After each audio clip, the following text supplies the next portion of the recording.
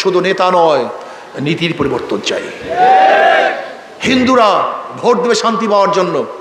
5ই আগস্টের পরে মন্দিরগুলো পাহারা দিয়েছিল কারা? ইসলামী আন্দোলন বাংলাদেশের লোক, আলেম ওলামারা। কোন আলেমরা চাঁদাবাজি করে না, করে না।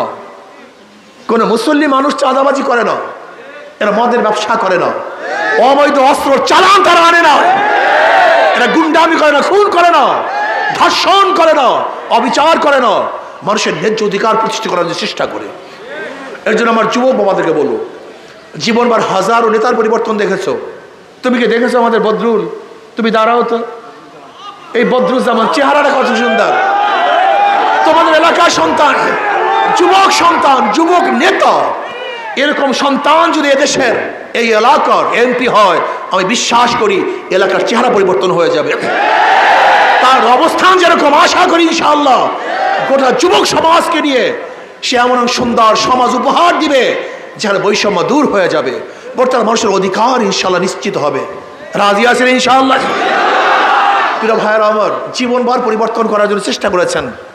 আমি অনুরোধ করব, একটা বারের জন্য আমাদের কথা শুনুন, আমাদের কথা মানুন। আপনারা অনেকেই ভেবেছেন ইসলাম না জানি কি, ইসলাম না জানি কি। না, ইসলাম খুবই সহজ।